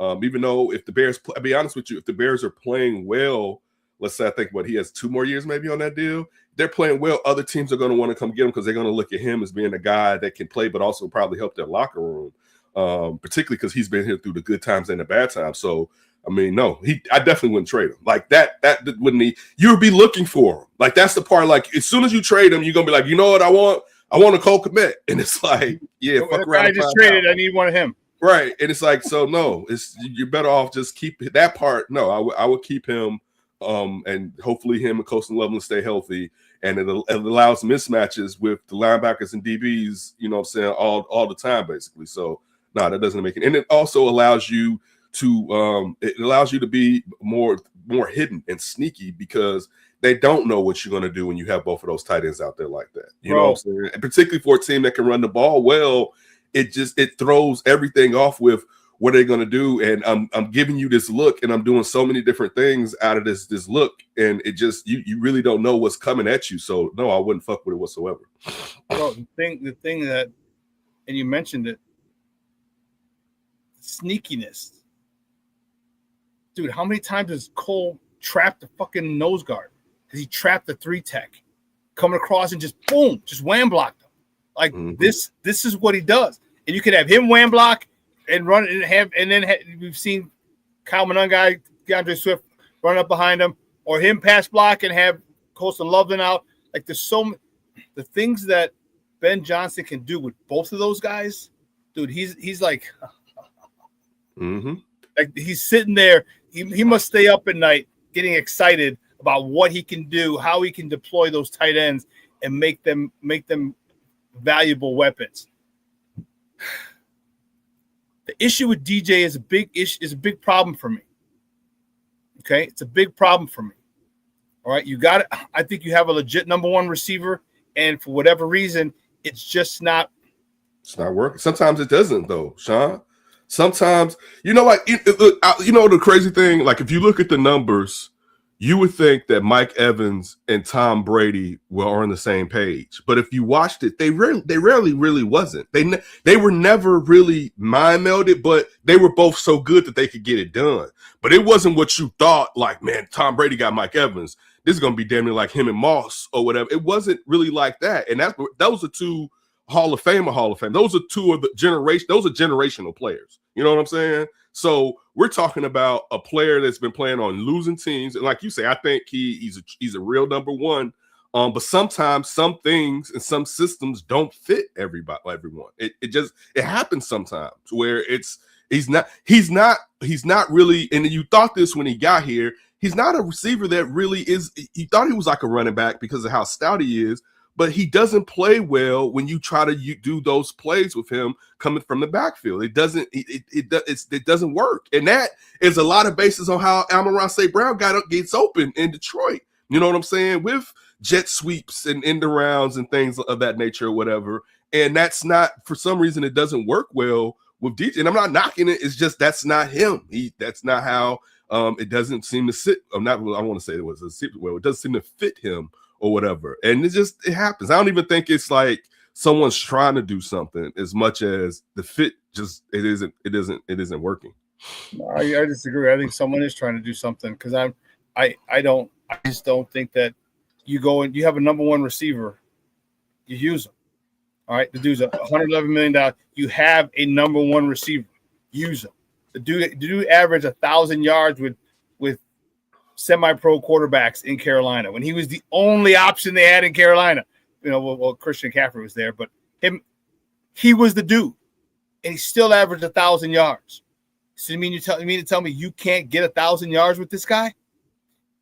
I don't like how I feel about this whole Caleb situation. I don't like how he's trying to force Rome into being a number one receiver. I think that needs to happen organically. Okay, and if you're going to force it to a receiver, force it to your number one. Force it to your dude that's making $111 million. Okay, because they paid him off of his performance and what he can do. Force it to him. He's not doing it. He misses him repeatedly. He misses him on different things, and that bothers me. Because if I had a number one receiver, that's the dude you're going to. All right, you want to splash in the next level that you step up. Use the number one receiver, and that's the thing that bothers me. And unfortunately, I think you're right. I think DJ might be the odd man out because I think that power play and Hibbs' refusal to look to him and force the ball into him. I'm not asking him to force it like Cutler to Marshall when there's 5 mugs around. He's still, you know what I mean. I'm not asking that. I'm asking just look to my number one receiver when I need a first down, and I just don't. At the beginning of the year, I agree with you wholeheartedly that he was trying to force everything to Rome and definitely looking off DJ. I don't think he's purposely looking off DJ anymore. I was said on the show with Alex that this was 3 weeks ago, I believe. I was like, you have to get DJ the ball, and that was the game at Rome. I don't know if Rome had a catch. I don't think it's right now it's purposeful. I'm not saying that it's not a habit that Caleb does. I'm not omitting that, but I don't think he was doing what he was doing at the beginning of the year where he was just roam. You know what I'm saying? Where it was like, this is too predictable and you're throwing in a double coverage at times. Like, this doesn't make sense, even though you have to throw in tight windows. But I agree. I think some of that is the play call. But I just think sometimes fits are fits, and sometimes it just doesn't work. And when you have someone that's getting paid what he's getting paid, and you're not using him, I mean, you could allocate those funds someplace else. You know what I'm saying? And I mean, it's not. Oh, let me just one more thing too. Even when you look at Carolina, and I know he had like Chris Samuel down there, but I don't know. He's never played on a team that had this many weapons either. And I'm still saying they should use them more, but you have 4 receivers, actually. How often have we had 4 receivers and 2 tight ends and running backs that can catch the ball, right? Like, there's a lot. There's not enough balls for everybody.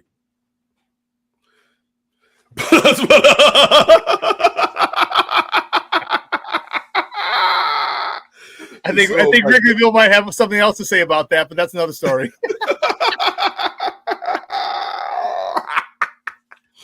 But yeah, man, it's that lends credence to my point. Like, you knew he was the dude in Carolina.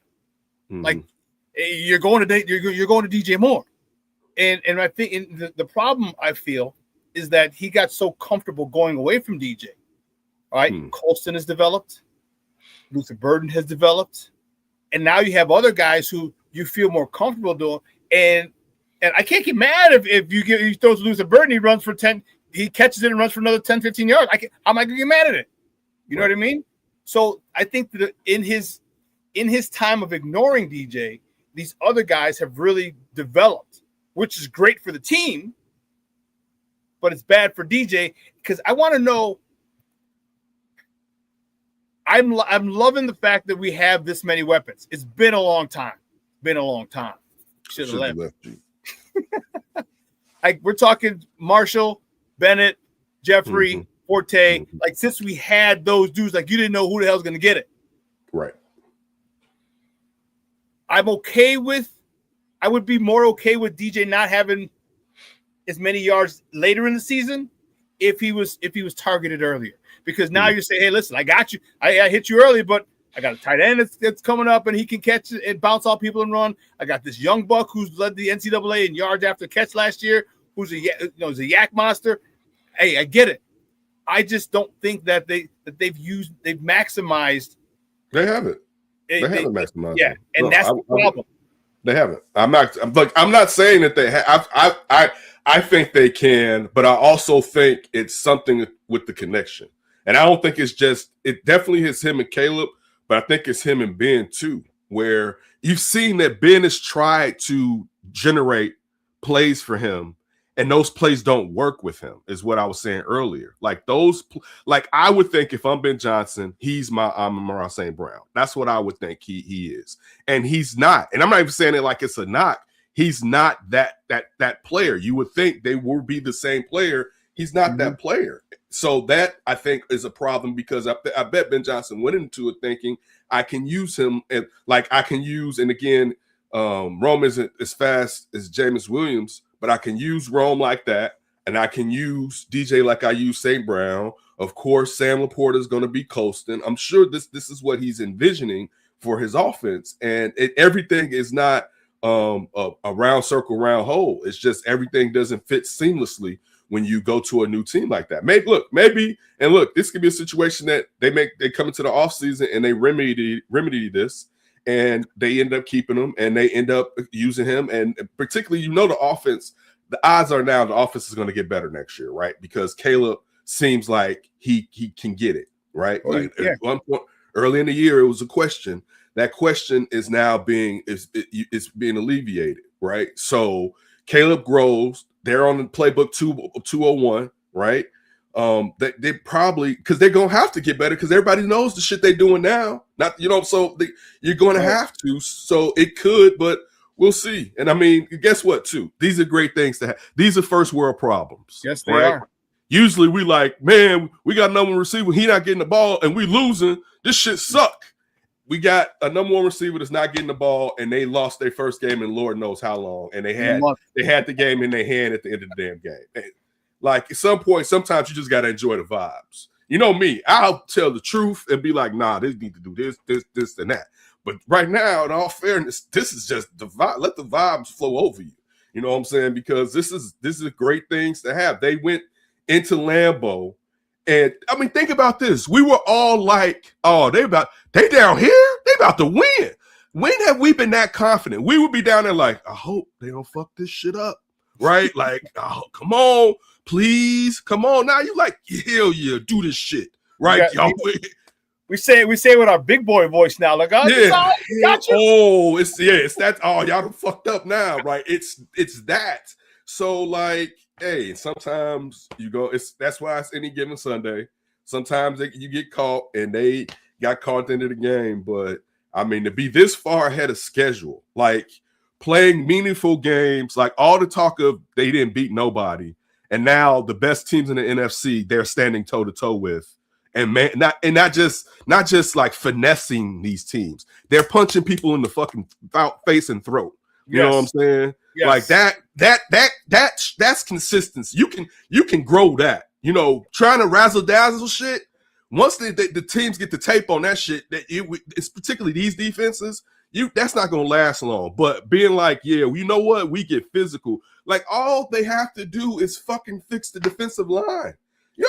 How many? That's all they have to do. Like they need two guys, and one of them doesn't have to be an all-star. They need an all-star and a really good guy, right?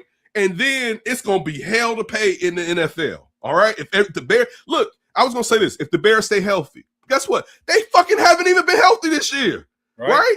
They've been fucking dinged up the whole year, particularly on defense. The defense has been fucking fucked up all year with injuries. And they still have gone on win streaks. Think about if they're just a tad bit healthier next year with adding to. You don't even have to go out and get Trent Williams to be a. Go ahead. What you about to say? And I said, who we drafted? We drafted a D tackle, we drafted a DN. Dude, you don't even have to overspend. If you don't see, like, this is hypothetically say, they're like, well, maybe we'll bring a vet in to go with Ozzie and Theo Benedict, right? And we'll have three guys that are just kind of good at left. You could get away with that shit with this offensive line that they got. You know what I'm saying? Before they needed the greatest left tackle of a generation damn near to solve this shit. You don't fucking need that right now because you got a whole fucking unit out there. You got Robin on your D line. You fucking need Batman because he's Robin, and we hoped he was Batman. That's fucking Tez. But shit, you got him. If you put one guy better than him on that D line, and then the guy that's all got a high motor and is below him, the Bears will be fucking people up left and right next season. And that's all they have to fucking do. And like the fucking grocery list is limited now. And that means the grocery list used to be full of shit and desires and needs where the shit is so like you got to figure out who you gonna sign in the defensive backfield. That's like where the fuck did the Shawn Wright come from? Right? Like the fuck, dude. That's what I wanted to go. I wanted to go to this side of the ball. Like that's our issue. Is we're very opportunistic.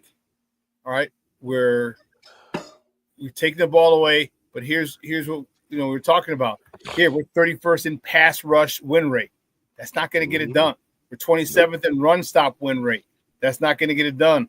Because if we don't get turnovers, which we have, but if you don't, now when it gets down to the nuts and bolts of it, now what's the situation? All right, now they're going to run the ball, and that's exactly what Green Bay did. Green Bay's like, hey, these guys are not good on the run. What here? We all saw this freaking display right here. All right, the dudes. Three guys around him. Don't put that up there, Shawn. Take that down. Take that shit down. Four dudes around him. 48. That shit got me so hot. That shit got me so hot. He get paid too much money for that. He gets paid too much bread for that to happen. And it'd be different if he was slow and just a power guy. He's fast and powerful. He's the first. When that happened, I was pissed off. That you said 3 guys around you and your lead dog, and that happened. And again, shit happens. And so he's the low-hanging fruit, unfortunately, because the contract, you know what I'm saying? But that pissed me off. But just okay. And again, this is a hypothetical. They can't tag Trey Hendrickson with the Bengals, right? He's having a down year. He's not going to get paid as much as he was going to get paid if he would have been a free agent or they let him go this year. Let's hypothetically, and it's not the end-all be-all because he's 31. He may be 32 by the time next year. Then the DT from Clemson just said he's going into the draft. He's the 13th ranked player in Mel Kiper's draft board, right? So there's a chance that he may fall to you because unfortunately the Bears are so good they're not going to be drafted probably around 13, right? But still, you get Trey Hendrickson. And again, you can put anybody, insert name here, and you get a DT that is shooting the gap. It's going to be a fucking problem for people. You know what I'm saying? You get Tremaine Edmonds back for the full healthy. I don't think that game would have been like that if Tremaine Edmonds was healthy. Like I know we got upset because you lost Roschon. Everybody loved Roschon, but you look at how Tremaine Edmonds been playing. Some of those passes over the middle, he's tipping some of them shits. You know what I'm saying? Some of those, he's the guy running down running backs. You know what I'm saying? Shooting the gap. The running back's going through the other gap, going out the other gap, and he runs them down and drags them from behind after shooting through the A, then coming out by the B or whatever. Like he's doing shit like that all game long. Like this was more to a degree. Again, Green Bay's a good team. They hurt. If they wasn't hurt, man, they would have fucked Green Bay up. And I mean, I'm not saying it would still been a hard game, but they're beat up right now defensively. You know what I'm saying? Like they got one linebacker in TJ Edwards, and TJ Edwards is a lifeblood of this team, but he has limitations. You know what I'm saying? Yeah. Like your DB, you saw what happens to CJ Gardner-Johnson when he's playing in space. That's not his strength. You know what I'm saying? Like, and you think about it, you thought your Kyler Gordon was going to play until the whistle started the game, basically. So think about the whole game plan that Dennis Allen had going. That's just not a guy that's going to be sticking the receivers. That's pressure right there. He's sending the nickel. You know what I'm saying? And Dennis Allen. So like that changes the whole. Think about the plays that Dennis Allen had in his pocket. Can't use now. Yeah, he can't use now, and how he was going to use CJ Gardner-Johnson for more pressure and maybe it's flip him, but have Kyler being the guy that's going out and being doing the coverage. And now you have to put CJ in precarious situations. Like that game, I mean, it's a lot more than just what happened, why they lost, because it was a close game. If how close that game was, if they had some of their guys, they probably flips as far as they score another touchdown and they're not in that situation at the end of the game. But again, everybody's hurt at this point, and you still got to win games, and they have been winning games, but sometimes injuries are going to catch up to you, and they haven't. And I mean, that's one of the best things about the season. You mentioned it. They haven't been a pressure team, and they have had the luck of what with the turnovers that they've been getting. with the turnovers that they've been getting. You know what I'm saying? So it's, man, I'm it is excited. what it Talk is. to me about this Browns team. And I know this Browns team is terrible. I know Shador had a really good game last week. But you cannot talk about the importance of Ben. Here is it. Here is exactly a situation where Ben has to show that coaching matters. You got to say, I don't want to hear a damn thing about Green Bay. All right. If it doesn't involve Cleveland, I don't want to hear it. Right. Everybody needs to be focused for Cleveland because this is a game you got to have. This will get us to 10 wins. Then you got 3 games left. You got three of the last 4 games are at home. At home. You got to take a couple of those. The 11 will get you in the playoffs. 12 might get you to the division. Right. Talk to me about this Browns team because they have the little sideline spat. Shador and Jerry Jeudy last week. And all of a sudden, this week, Jerry Judy's like, oh, I got you for 60. Bam. And it was yak. It wasn't just throwing it. He ran by he caught it, ran through everybody. Dude's diving. Talk to me about how difficult this game is going to be with the Browns. I mean, because we still got Myles Garrett, and that joker, he's on pace for like 45 sacks. Like, what the fudge? That part. I was that part. Like, I'm happy that our quarterback probably isn't going to want to go down in history like a quarterback in Green Bay and give up the sacks to allow him to break the record, referring to Brett Favre and Michael Strahan. I mean, listen, Myles Garrett is a generational defensive player. All right. I hope he does break the record as long as he doesn't break it against the Bears. I hope he breaks the record because players like him that end up playing for terrible teams, you want them to be remembered because you can forget great players that end up playing on terrible teams, right? But in saying that, you still have a rookie quarterback who the head coach seems to be hurting half the damn time. You know what I'm saying? Like you let Dylan Gabriel throw the ball 50-something times. And in all fairness, this guy was a better player in college than Dylan Gabriel was. Let's be honest. Like on draft boards, who was going to go first? Like this was clearly a message sent that I don't like your style and you need to stay in your place, right? This is like, let's be honest. The kid was supposed to go in the first or second round, right? They pushed him down because they like, fuck you. We don't like this. This is good old boys club and we don't like that shit, right? But he still has bad habits. A lot of times I watched a good amount of Colorado football. He didn't step into the pocket all the time. He is a good pocket passer though. And he's not a quarterback that's looking to run, but he will. He's tough as nails. I seen him get his ass kicked in college, right? He's tough. It's because they never had good enough offensive lines. They never had good lines in Colorado. But he's a tough player, but he's a young player and they should be able to get some turnovers out of him. You know what I'm saying? Like they should. And I think losing helps them. I don't think they look past anybody. They haven't been a team that's done that, but perhaps a victory in Green Bay can have you full of yourself. But I think it's worse for them because the Bears lost. And I think the Bears are going to be trying to prove something.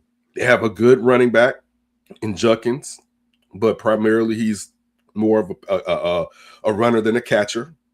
They have decent receivers, but this team, the Bears shouldn't be playing to their level. Like the Bears now have shown that, like, no, we're one of the better teams. So it'd actually be disappointing if the Bears played to the Browns level, unless the Browns are playing above their level and the Bears are playing at a high level. Then it'd be different. Be like, damn, the Browns just came out, man. And I'm saying the Bears still win, but you'd be like, the Browns are just hot. You know what I'm saying? And the Bears couldn't get to Shador. Like that also could be an issue. Is Kyler going to play this game? You know what I'm saying? Like, because you're gonna need pressure, and they can't get it with the down 4. You know what I'm saying? Like they can't. They don't have the ability to do that. But I got them winning. I got them beating the Browns, man. Like they're gonna have 10 wins after this weekend. The goal is to get to 11. And the thing is, like, let's not act like that the Bears aren't gonna be pissed and want to get back at Green Bay next week. You know what I'm saying? Coming here and the crowd plays. Like, think about how loud it's going to be at Soldier Field. It's going to be fucking crazy in Soldier Field. It's going to be rocking. So again, and hey, Jordan Love can be a guy that will give the ball away. I know he's only had 4 interceptions this year, But Gave it away Saturday, Sunday. I know, and I thought he was gonna have 2, and that's what a guy that only had 3. You know what I'm saying? So like they may have 11 before the damn Christmas. You know what I'm saying? Like, and you think about, are you afraid of the Lions? I'm not. Nope. You know what I'm saying? Like, they're not playing the best football that they've been playing. You know what I'm saying? So let me ask you a question, though, Ken. Let me ask you a question. Mm-hmm. If the Bears start getting that run game going, and Caleb starts to really, because I think right now Caleb's a great game manager, and I think as he gets older next year, 26, 27, we're going to win because of Caleb. He's been a big part of the wins, but he's not the reason we won. All right, he's been a big part. This year, if we continue to stick to the run, all right, we continue to take our turnovers or create takeaways, how far do you think that this team can go? Because running game travels. I think they can easily get to the NFC Championship game. Okay. To be honest with you. It wouldn't shock me if they got to the NFC Championship game. It wouldn't be like, there, one guy gets hurt, the ball goes the wrong way. Dude, if they could pressure the quarterback, I'd be like, these motherfuckers can win the Super Bowl, to be honest with you. If they could pressure the quarter, and I wouldn't have them. I mean, I wouldn't be like the odds-on favorite because the offense isn't there yet, whatever. But if they could pressure the quarterback consistently with their down 4 linemen, the world would be their fucking oyster, basically. And that is, they could do that. But when you have to do everything off of safety and corner blitzes, basically, to bring, you know what I'm saying? Like you know, even though I know this defensive coordinator likes to blitz, there's a reason why some vanilla coordinators don't like blitzing all the time. You know what I'm saying? Some of them can't do it, but also it's because you rather have more DBs back there, and you're paying those 4 linemen to get to the quarterback, particularly when they're singled up. And that's the most infuriating part, is when they're singled up. Dog, you got to beat your man. You know what I'm saying? Like, that's supposed to happen. Yes, exactly. You know what I'm saying? $8 Mel Hubbard. Yeah, and you know, it's just you have some flashes from Grady Jarrett where he's picking up guys and putting them in quarterbacks' laps, but he's not the same player that he was 5 years ago. No. You know what I'm saying? So it's just, again, if they had, but you can't have. How many times have you started a new program? Now, this isn't apples to apples comparison when Eberflus was starting, because Poles had stripped everything down. Poles had built everything up. He hadn't built in the trenches, but he built on the outsides with all the skill players that they already had or whatever. Then they built the trench for the offensive line finally, because Ben Johnson told them to go out and get some fucking offensive linemen. Now they have to go out, listen to Dennis Allen to see the guys that he wants to play in his defense, and go out and get a defender or 2. You know what I'm saying? And spend draft capital, because now your first 3 rounds should be 2 defensive linemen and a guy that can look like he can maybe be a tackle, right? Or that's really what it should be. Or I get if you don't do tackle, if you think maybe you got the guy, I guess, right? Because depending on when you want to do it, because you probably need to do it by the 2nd round or whatever. But but everything else now, you could go with who's on the fucking board, basically. And how often have we been really able to do that, except when an idiot drafted a fucking punter in the fucking 4th round that still doesn't make any, you know how fucking good you got to be to draft a fucking punter? You got to be coming off the Super Bowl loss to be like, you know what, we just needed field position, we're going to go to punter. Let's go fucking drafted a fucking punter and still didn't have a defensive end. But yeah, I'm sorry. I got off on the rant right there. It just makes me mad. Every time. And intend for the punter not to be the guy that he was supposed to be, it makes it even worse. Where it's just like, dude, you was telling me this motherfucker kicks it on the 5 and the ball flips back, right? Like like this is how skilled. 90 degree to the sideline, right? Like like this is how skilled. It's like so. But again, now it wouldn't be as crazy, but I'll still be mad if you did something like that. But that, like, man, they're in a great situation, and they have the best young coach in football. Like, they do. He's not going anywhere. You know what I'm saying? Like, they have to. I've said this a lot. The biggest thing for the Bears has been Johnson. And the question was going to be, was he going to have to get another quarterback? As right now, he don't. No. So then now you're saying, like, we don't even have to worry about drafts being like, we got to look because, you know, Caleb's ceiling is this. So you don't even have to worry. So now, dog, this is great. If they stay healthy, man, this is going to be something. Yeah, it is. It is a great situation for us to be in, and I'm really excited for it. And for me, I want Caleb is getting to where I want him to be. I want him to become a game manager to the point where it's second nature. So next year and the following years, like my biggest thing with Caleb was like, take the fucking gimmies, take the slants, take the hitches, take this, take that. I said, get that short to intermediate game down cold. Totally. Because we've seen Tom Brady go down, 6-yard pass, 4-yard pass, hand off, 5-yard pass, 8-yard pass, hand off, 10-yard pass, 6-yard pass, hand off. Not even throw the ball 15 yards, go down first drive, opening score. As soon as he's methodical, and he's okay taking the 3-yard pass because now it's 2nd and 7. As soon as he's methodical about it, okay, don't worry, we're gonna get 4 yards this week because of what we got here. When he hits that mindset, this offense is gonna go to another level because then there's gonna be nothing to do but not bring people in. And now you boop boop. Now you say gotcha, and that's where it's gonna be. But he's got to get that mindset where he's got to say, I have to be methodical. You got to be that Jason, like cha cha cha. I'm walking. I ain't running. I'm walking. I'm gonna get there. Don't worry. I'm gonna get there. When he gets there, man. And they're gonna add more players that fit this scheme. Like again, these weren't the running backs that Ben Johnson probably really wanted. You know they wanted to trade up for Gentry or get Trayvon Henderson, and these guys have been killing it. So imagine if he gets a guy that's like this guy is actually Saquon Barkley-ish. Come on, man. This is the guy for the system, and you can look. You don't even have to draft him early. You can look for him like, okay, we can look around for him. So they're in a good position, and it's not faulty. In the past, it's been faulty, and you knew that the house of cards. Again, when I was talking about the slab and the foundation, you knew the house of cards would be easily to tilt and fall down. This is built well, and it'll be easy to fix the rest of what needs to be fixed. He's Ken Davis. That's my man's in them. Hey, bro, I appreciate the time, man. Do me a big favor, though. Let everybody know where they can find you and your work online. Like That Davis Show. Also follow Alex Shapiro, myself on the Windy City podcast for Fansided. Check me out on J Hood like every week or every other week on his podcast. And I'm on GN Sports tonight. Oh, nice. Yeah, so check me out on GN Sports tonight with our guy Jared. Excellent, dude. Great stuff, man. And we will be in touch soon, brother. Bear the all right, everybody. Chat. Everybody be safe. I appreciate y'all. And man, bear down, man. This is a good time. This is a good time to be with the Bears, man. Laura family, what's up with y'all? What's up with Buka, Shawn, everybody. Everybody stay safe. I'll holler at you. All right. That's Ken Davis, man. Listen, 2 hours is coming on. I want to thank my guest, Fred Pfieffer. All right, I want to thank my guy, Fred Pfieffer, for coming on, talking Bulls. And I want to thank my mans and them, Ken Davis, for coming on, talking Bears. Listen, I need you to know, all right, we talked about it. It's official.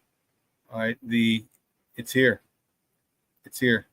Saturday, December 20th, the Bears Packers. All right, local cantina. It's Sports Zone Chicago's party, holiday party at local cantina, 5130 West 95th Street in Oak Lawn. Pre, half, and post game show. Raffle giveaways, swag going to be on sale. So we got a whole bunch of cool stuff. Make sure you make it out there. It is going to be lit. All right, DM me for tables. It's going to get sold out. There's probably going to be a line at the door. All right, it's going to be lit. All right, so make sure you do that. But listen, I got to get out of here. I hope you guys have a wonderful day. All right. Thank you. Have a phenomenal day. It's going to be a little cooler. All right, let your loved ones know you love them because tomorrow is promised to no one. All right. I'm out of here. Your boy, the SuperBack. I will see you on Friday. From everyone here at Sports Zone Chicago.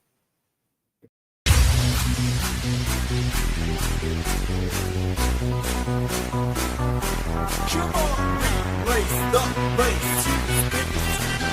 Get ready for